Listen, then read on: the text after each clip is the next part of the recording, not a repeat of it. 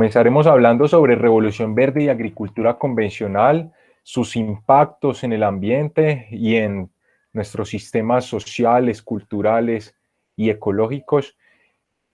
La agroecología la abordaremos también desde sus conceptos y desde algunos procesos. Hablaremos de soberanía alimentaria, hablaremos de las redes en agroecología y redes campesinas, comunitarias con las que trabajamos y de las cuales hacemos parte. Y finalmente hablaremos de cómo podríamos como ciudadanos contribuir desde el reto de ecología para todos los días al tema de la agroecología y la soberanía alimentaria. Entonces, vamos a partir hablando de la revolución verde, ¿cierto? De la agricultura convencional, ese modelo agrícola que en este momento impera por encima de todos los otros modelos que tenemos en el planeta de producción de alimentos y que se basa en algunos principios que, como dice Miguel Altieri, busca simplificar la estructura del ambiente para lograr esas producciones que vemos y de las cuales disfrutamos como consumidores. Entonces, este es un proceso que alcanza su forma extrema en el monocultivo, como lo dice Altieri, y que gracias al monocultivo, que lo debemos tener muy presentes en esta forma de agricultura, pues es que se anclan todos los demás principios de la agricultura convencional. Entonces, vemos que la agricultura convencional se basa en una labranza intensiva en donde labramos el suelo por más de 3 veces al año y con maquinarias pesadas cuando se trata de suelos planos, de territorios planos, pero finalmente se voltea, se elimina la cobertura vegetal, se voltean las capas del suelo y se tiene una intervención muy agresiva sobre ese valioso recurso que es el suelo. El monocultivo, que es otra gran característica de este modelo de agricultura y que es, creería yo, el que da rienda suelta a todos los demás principios de la agricultura convencional.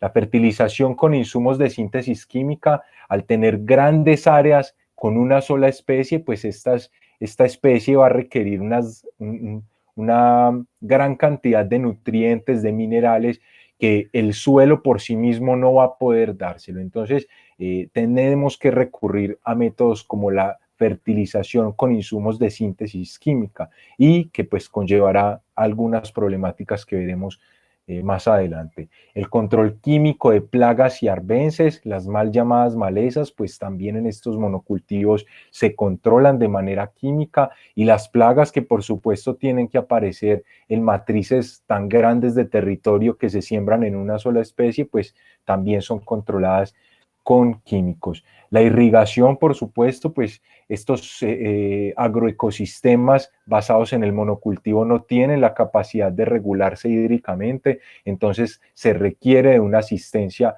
en términos de irrigación para poder satisfacer las necesidades hídricas de estos cultivos. El uso de semillas de alta respuesta, que han sido mal llamadas semillas mejoradas, y son de alta respuesta precisamente a todas estas características del paquete tecnológico de la agricultura de revolución verde. También tenemos el uso de semillas modificadas genéticamente, que hace parte de las características que más recientemente se han añadido a este modelo de agricultura y que tiene que ver con las semillas transgénicas particularmente.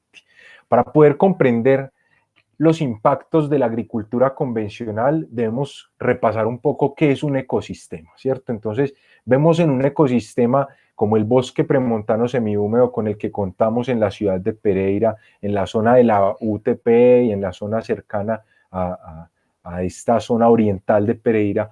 Allí vemos una gran diversidad de especies, ¿cierto? Vemos que todo parte de un suelo con una gran cobertura vegetal, en donde seguramente hay una gran biodiversidad de microorganismos que son quienes permiten ese reciclaje de nutrientes y de esa manera generar esa cantidad de relaciones que hay, no solamente entre microorganismos y materia orgánica, sino ya después esas relaciones entre macroinvertebrados, entre plantas, entre otros seres vivos que habitan allí. Entonces vemos que hay una relación entre todos estos elementos, seres vivos, procesos que se dan adentro de un ecosistema y todo esto tiende a generar un reciclaje de nutrientes, de energía, ¿cierto? Y sobre todo nos prestan pues un servicio en su conjunto que es muy valioso para nuestra sociedad, en este caso para la ciudad de Pereira, ¿cierto?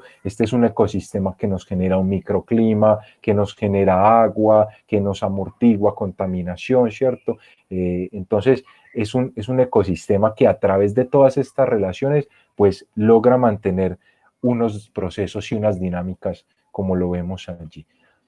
La agricultura convencional pues atenta contra todos los principios de estos ecosistemas, partiendo de una labranza intensiva en donde removemos la cobertura vegetal en primera instancia, pues allí ya estamos rompiendo ese microclima clave para los microorganismos y para que ellos puedan generar precisamente ese reciclaje de materia y de energía clave para el mantenimiento de la sostenibilidad, de la fertilidad del agroecosistema. Entonces, la labranza intensiva es un elemento de la agricultura convencional que causa grandes impactos, sobre todo al recurso suelo, ¿cierto?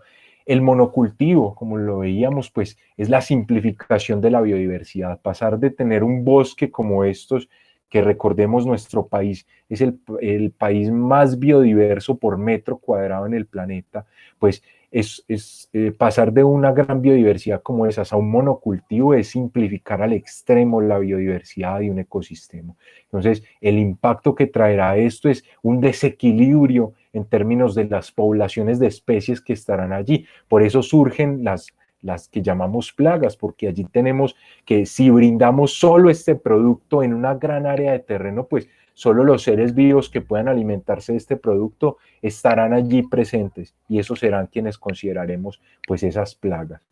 También tendremos una necesidad de controlar esas plagas pues precisamente con insumos de síntesis química porque la cantidad de poblaciones de insectos que tendremos allí pues será difícil de controlar por otros métodos, hablando en términos biológicos. Un ecosistema se autorregula porque tiene la capacidad de mantener poblaciones de diferentes tipos, predadores y presas, que logran mantener ese equilibrio y esa estabilidad en las poblaciones de seres vivos que hay allí. También la agricultura convencional, pues lamentablemente presenta situaciones como estas, en donde los agricultores muchas veces por desconocimiento, sin ningún tipo de medidas, aplican productos que representan un gran riesgo para su salud, además de representar también, por supuesto, un riesgo para el ambiente.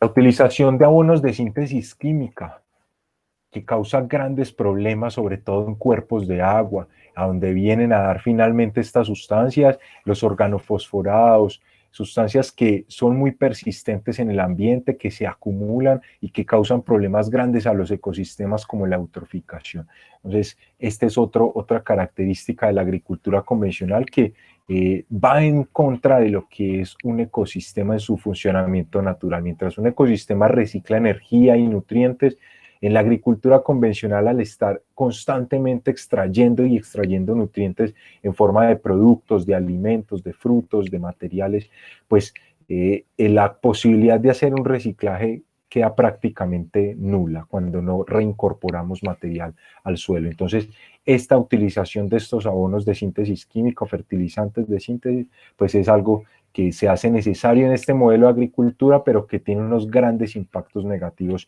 en el ambiente y en los ecosistemas. De igual manera, la irrigación, cuando tenemos labranza intensiva sumada a la irrigación, pues vemos escenarios como estos, en donde perdemos grandes cantidades de suelo y con esto fertilidad para nuestros agroecosistemas. Otro tema clave en la agricultura convencional es la biodiversidad. En un ecosistema como el que veíamos, la cantidad de seres vivos es muy alta. El índice de biodiversidad sería muy alto, mientras que en un modelo de agricultura convencional, además de manejar un monocultivo, las especies que producen las compañías encargadas de producir semillas, pues realmente son muy pocas en comparación de la gran biodiversidad que conservan los agricultores alrededor del mundo y que se utiliza para la agricultura y la alimentación. Entonces, a pesar que vemos todos estos paqueticos coloridos, en realidad allí son muy pocas especies, de muy pocas familias botánicas, en donde hablamos, algunos autores hablan de que solo 9 familias, solo 4 familias botánicas, perdón, alimentan a la humanidad. Entonces, vemos que la pérdida de biodiversidad es otro de esos impactos grandes de la agricultura convencional, que se da gracias a los monocultivos y pues a la gran expansión de estas semillas de pocas variedades que multiplican las casas productoras. Y por último, la transgénesis, que en este caso pues tiene impactos no solamente en los ecosistemas, sino en los agroecosistemas, al transferir genes ajenos a las variedades locales utilizadas localmente, representando eso un riesgo legal en este momento para los agricultores por el tema de la obtención de por el tema de obtentores vegetales, y también representa un riesgo para sus cultivos, para su integridad genética. Entonces vemos que de acuerdo a estas características de la agricultura convencional, hay unos impactos ambientales negativos asociados que tienen que ver con pérdida de suelos, en cuanto a la labranza intensiva, la pérdida de fertilidad de estos, pues claro, cuando perdemos suelos perdemos fertilidad, y cuando los llenamos de químicos, pues por supuesto también afectamos no solamente esa fertilidad, sino los microorganismos que son quienes nos dan esa fertilidad en los suelos. Los monocultivos que nos generan esa pérdida de biodiversidad, de la agrobiodiversidad también, que localmente utilizamos, como lo veíamos, nos generan una vulnerabilidad y una baja resiliencia de nuestros agroecosistemas ante impactos de la variabilidad climática, ¿cierto? Ante situaciones como una granizada, como un tiempo de sequía, pues va a ser mucho más difícil sostener un monocultivo que un sistema biodiverso o un ecosistema como el que veíamos de ejemplo. La fertilización con insumos de síntesis química, que nos genera problemas de contaminación de suelos y muy graves en el agua. La dependencia de insumos externos, que es un problema que se genera a los agricultores, ya que al estar aplicando estos productos, pues la fertilidad disminuye de sus suelos, y por tanto la necesidad de una fertilización pues va a ser cada vez mayor. Entonces, al tener que utilizar insumos químicos, pues va a tener una dependencia de estos productos y del mercado, que además es un mercado que tiene grandes variaciones en sus precios debido a que es un producto derivado del petróleo. El control químico de plagas y arbences pues nos genera altos riesgos para la salud, como lo veíamos, no solamente por las sustancias químicas que se aplican, sino por la forma en que se hace. La resistencia en plagas y arbences es otra problemática grande que se nos genera gracias a este control químico. Estas sustancias, sus principios activos no se han cambiado desde los años 80, cuando sustituimos el DDT por las sustancias que actualmente manejamos, y lo que hacemos es aumentar las concentraciones de estos principios activos en los controladores químicos que utilizamos en la agricultura. Por tanto, las plagas y las arbences adquieren cada vez una mayor inmunidad, una mayor resistencia, y por tanto, pues cada vez consumimos mayor concentración de estas sustancias tóxicas en nuestros alimentos. Y por tanto, pues al utilizar tanto estos productos, pues también generamos una dependencia en los agricultores de estos insumos. La irrigación afecta gravemente el recurso hídrico desde el momento en que se extrae para su utilización en la agricultura. Las cantidades, los volúmenes que utilizamos en la agricultura son muy altos, y por tanto la afectación al recurso pues es grande en este sentido.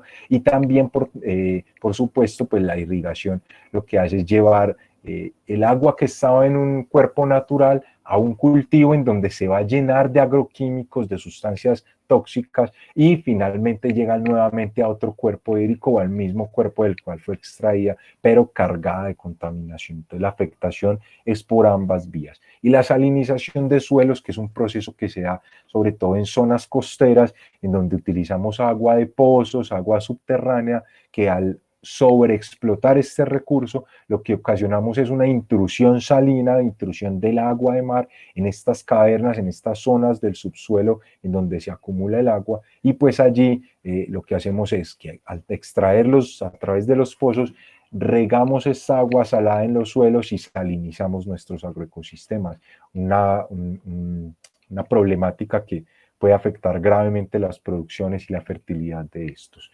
El uso de semillas de alta respuesta, como lo veíamos, que ha generado una gran pérdida de biodiversidad agrícola y sobre todo una pérdida en el control por parte de los agricultores sobre las semillas. Y el uso de semillas modificadas genéticamente, que es un problema que, como lo decía, este tema legal y también de tema genético para la agrobiodiversidad local.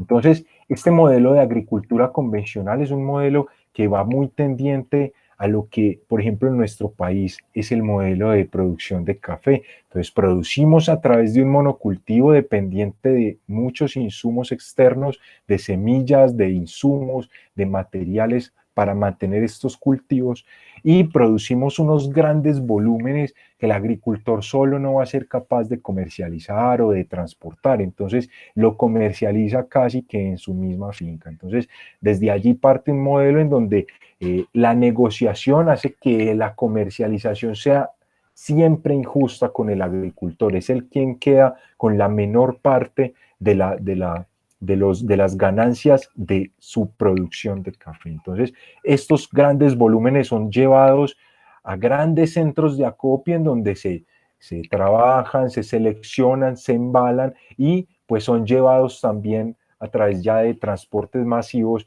a otro tipo de procesamientos, a lugares lejanos, a sus sitios de producción, en donde serán llevados a grandes industrias que transformarán este producto, que nos devolverán ese producto por los mismos medios en que fueron llevados para finalmente acopiarse en nuestro país y regresar a los consumidores y hasta esos mismos agricultores del grano a través de las grandes superficies o de esas tiendas que inclusive en las mismas veredas pueden llevar a ese agricultor de café, un café procesado y que ha recorrido miles y miles de kilómetros para devolvérsele con un precio muchísimo más alto del que él recibió por su grano, ¿cierto? Entonces, vemos que es un modelo, el de la agricultura convencional, anclado a un modelo comercial de distribución que es muy injusto con los agricultores,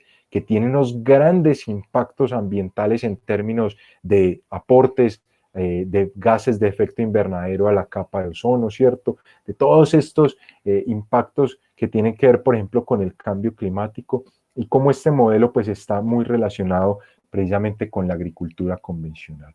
Entonces, para poder hablar de agroecología, pues teníamos que comprender eso de la agricultura convencional. ¿Por qué? Porque la agroecología se presenta como una agricultura alternativa a ese modelo de agricultura convencional. La agroecología como tal, como práctica, pues existía en diferentes regiones del mundo en donde las comunidades pues que habitan originalmente los territorios, pues mantenían modelos de agricultura muy enlazados a sus condiciones, a sus recursos y a ese entendimiento de sus propios ecosistemas. Entonces, Susana Hedge en su documento de la evolución del pensamiento agroecológico nos hace un recuento, por ejemplo, de cómo se acopia ese término de la agroecología, pero comprender que es un concepto que a pesar que surge en los años 70, pues es un modelo de agricultura que recoge todas esas agriculturas, eh, eh, digamos, originarias y ahora pues trabajadas ya con la ciencia para poder crear un modelo de agricultura sustentable. Entonces la agroecología se podría definir como un manejo ecológico, ¿cierto?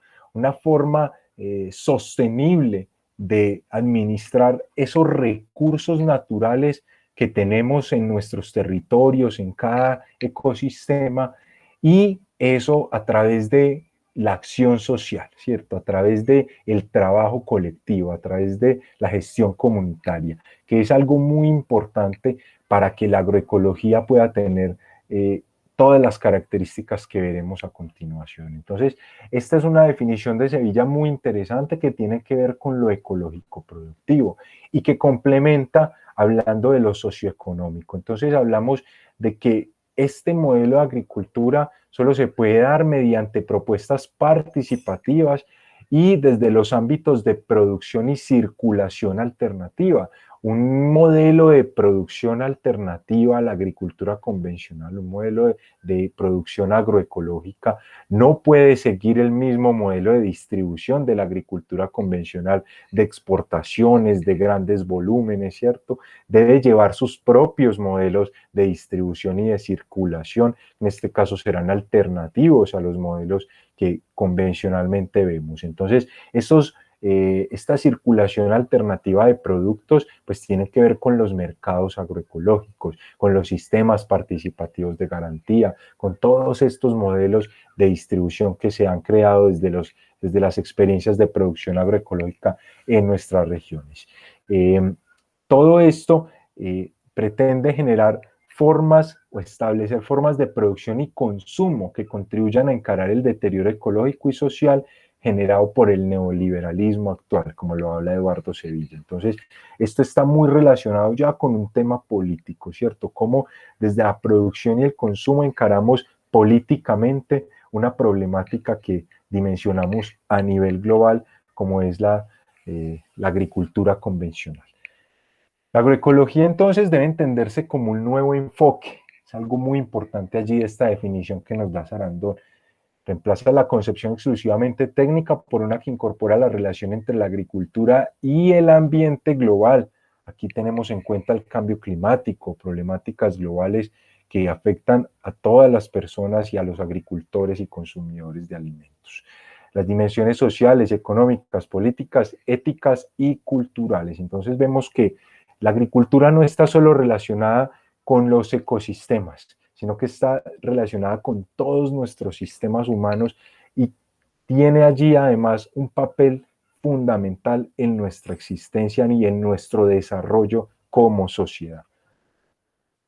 Esta es una definición que me gusta mucho de la resolución 464 de 2017 y que es muy completa, en donde ya hablamos que la agroecología como tal es una ciencia, ¿cierto? Que estudia interacciones ecológicas de los diferentes componentes del agroecosistema, pero también es un conjunto de prácticas que busca sistemas agroalimentarios sostenibles, ¿cierto? Pero también es un movimiento social que impulsa la multifuncionalidad y sostenibilidad de la agricultura, en donde buscamos justicia social, donde buscamos nutrir esa identidad y esa cultura para poder tener un desarrollo sostenible en los territorios y lograr esa viabilidad económica de las zonas rurales con las que tenemos tanta deuda en nuestro país.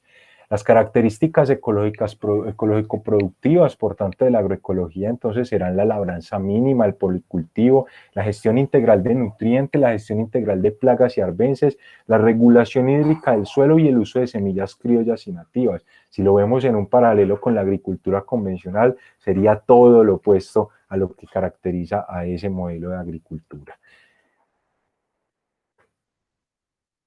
La agroecología surge entonces como una propuesta en donde vemos diferentes arreglos entre plantas, animales, especies utilizadas localmente desde miles de años atrás y cómo todo esto termina en procesos socioeconómicos como los mercados agroecológicos, en donde se prioriza la autonomía alimentaria, en donde los sistemas cortos de comercialización son los invitados a hacer estos canales de distribución de este tipo de productos, en donde la diversificación económica es clave para no depender de un solo producto y mantener una sostenibilidad socioeconómica de este tipo de producciones, y sobre todo atendiendo a economías solidarias y alternativas que se proponen desde los mismos territorios. Algunas características políticas de la agroecología tienen que ver con las organizaciones de base, su promoción, su participación en la construcción de políticas públicas, el trabajo en red de manera intersectorial. Aquí instituciones, universidades, organizaciones de base tienen un papel fundamental y ese papel es trabajar de manera intersectorial y en red. La soberanía alimentaria, que es un principio básico de la agroecología y un llamado, digamos, a una bandera política desde la agroecología para lograrlo en nuestros territorios, y una incidencia en la agenda pública, que es un tema clave allí, y es participar de esas tomas de decisiones que se dan en nuestros territorios para involucrar allí los procesos agroecológicos. La agroecología como ciencia en este momento pues tiene una gran acogida. Vemos allí la cantidad de investigaciones que se han dado desde los años 90 hasta el presente, pues vemos que es una curva que es ascendente siempre. O sea que hay un mayor interés por parte de la ciencia hacia la agroecología en la medida que pasa el tiempo. También tenemos que los territorios que más producen conocimiento en términos de conocimiento científico de la agroecología, pues vemos que son los Estados Unidos, Francia, China, ¿cierto? Países que tienen grandes avances, y Colombia aparece ya allí entre esos países que aportan a la ciencia de la agroecología. Y los autores, pues claro, tenemos a los autores que son referentes en este tema, como son Gliessman, Stephen Gliessman, Miguel Altieri, Gaba, Durú, Giller. Entonces pasamos a lo que es la soberanía alimentaria. La soberanía alimentaria la podemos comprender como un derecho, ese derecho que tenemos como pueblo a poder decidir sobre esas políticas, sobre esos sistemas, sobre esos métodos de distribución y sobre el consumo de los alimentos y de los productos que se generan en nuestros territorios. Entonces, es un tema muy importante y es un tema que surge desde una organización como es la Vía Campesina y que surge paralelo a lo que son los conceptos de seguridad alimentaria. Entonces, esta es una forma de las comunidades, las organizaciones campesinas en el mundo, decir, nosotros tenemos nuestra forma propia de generar una gestión de nuestra alimentación y esa forma propia es la soberanía alimentaria. Este es un proceso que se enfoca en el alimento para el pueblo. Lo principal es abastecer de alimentos a las poblaciones que habitan un territorio. No tiene ningún sentido que produzcamos cantidades de alimentos en un territorio y que esos alimentos se vayan afuera sin primero suplir las necesidades alimentarias de esas poblaciones que habitan el territorio. Entonces, ese principio se basa en esto, efectivamente. Se valora a quienes proveen el alimento, son los agricultores quienes tienen el derecho mayor a acceder a sus propios alimentos, alimentos producidos de manera ecológica y sobre todo a no exponerse a las sustancias químicas y riesgos en los que corren cuando trabajan con la agricultura convencional. Localiza sistemas de alimentación, es decir, hacemos cada vez más locales nuestros sistemas de producción, distribución y consumo de alimentos, algo que es muy clave a la hora de pensar en aportes al cambio climático, ¿cierto? A la mitigación del cambio climático y a la adaptación a este. Empoderamos localmente a través de la soberanía alimentaria, al yo reconocer mis derechos y los sistemas que abastecen mi alimentación, pues voy a tener esa capacidad de empoderarme de mi territorio y de esa gestión de los alimentos. Desarrolla conocimiento y destreza, por supuesto, al generar posibilidades de gestión de todos estos sistemas de producción, distribución y consumo, pues tendremos unas grandes experiencias en cada territorio de acuerdo a sus particularidades geográficas, culturales, sociales y económicas, pues como tienen esas posibilidades de generar sus propios sistemas adaptados a esas condiciones y por supuesto pues mucho más resilientes ante fenómenos como el cambio climático. Y por último, un principio clave y es que se trabaja con la naturaleza. La soberanía alimentaria busca articularse a esos ritmos naturales, no causar impactos negativos tan grandes como puede causar la agricultura convencional y todos los sistemas de distribución y consumo de alimentos que la agricultura convencional implica. Por el contrario, la soberanía alimentaria busca articular sistemas locales de producción ecológica de alimentos, sistemas locales de distribución de pequeña escala y, por supuesto, consumo responsable de este tipo de productos.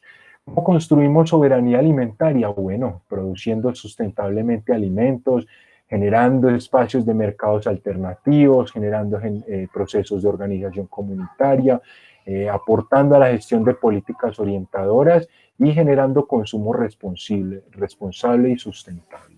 Las experiencias locales, nacionales y de trabajo en red de las que podemos hablar en torno a la agroecología y la soberanía alimentaria y de las cuales hacemos parte, son la Red Regional de Familias Custodias de Semillas, en donde identificamos redes en el Quindío, en el departamento de Risaralda, en Caldas y en el norte del Valle del Cauca. Con estas familias hemos logrado procesos de articulación de más de 150 custodios de semillas identificados, con quienes hemos trabajado diferentes procesos de fortalecimiento de capacidades, articulación de redes y articulación a la Red Nacional de Semillas Libres, que cobija todas estas organizaciones en un proceso de nivel nacional. El SPG Risaralda, que es un proceso de certificación participativa de esas producciones agroecológicas y alternativas, es un proceso también que articula diferentes partes de la sociedad, como universidades, como la administración pública, la autoridad ambiental y las organizaciones de base. De esta manera trabajamos en red por un proceso que, además de certificar las producciones agroecológicas, brinda también un modelo de extensión de estas producciones agroecológicas en nuestros territorios. Y a nivel nacional e internacional hacemos parte del Movimiento Agroecológico de América Latina y el Caribe y la Red Nacional de Agricultura Familiar, instancias políticas en donde participan organizaciones de todo el país y se generan procesos de construcción de políticas y de gestión de estas para promover la agroecología a nivel político en nuestro país y sobre todo pues todo lo que está en torno a la agroecología y la soberanía alimentaria. Desde el reto Ecología para Todos los Días, invitamos a los ciudadanos a que contribuyan de las siguientes maneras: cultivando alimentos en casa, teniendo nuestra huerta en casa, haciendo agricultura ecológica en nuestra comunidad, en nuestro barrio. Es un tema que ayuda muchísimo a encontrarnos con el alimento, a comprenderlo y de esa manera generar un pensamiento crítico frente a él.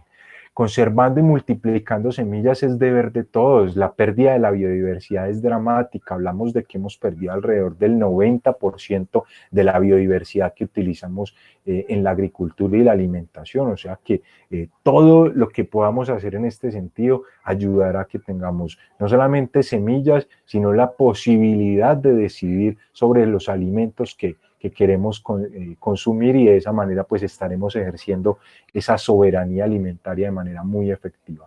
Participando de organizaciones de productores, consumidores o distribuidores de alimentos ecológicos, la participación de organizaciones sociales es clave para promover la soberanía alimentaria y la agroecología. El conocimiento de las políticas relacionadas con la gestión de nuestra alimentación como consumidores es muy importante, conocer esas políticas y de esa manera tener la capacidad de generar debate, de generar procesos en torno a las tomas de decisiones que tienen que ver con nuestra alimentación. Y por último, pues mantener ese consumo responsable y sustentable, ¿cierto? Partir más bien de ese consumo, de acceder a estos productos para de esa manera apoyar a los agricultores locales, agroecológicos alternativos, y de esa manera tener un buen proceso allí en nuestra participación como consumidores. Con todos estos elementos creo que podríamos aportar de una manera muy importante a la agroecología y a la soberanía alimentaria. Entonces, con esto terminamos. Invitarlos a que participen del diplomado. Mi nombre es Juan Sebastián y seguro allí nos encontraremos. Un saludo muy especial para ustedes y una bienvenida grande.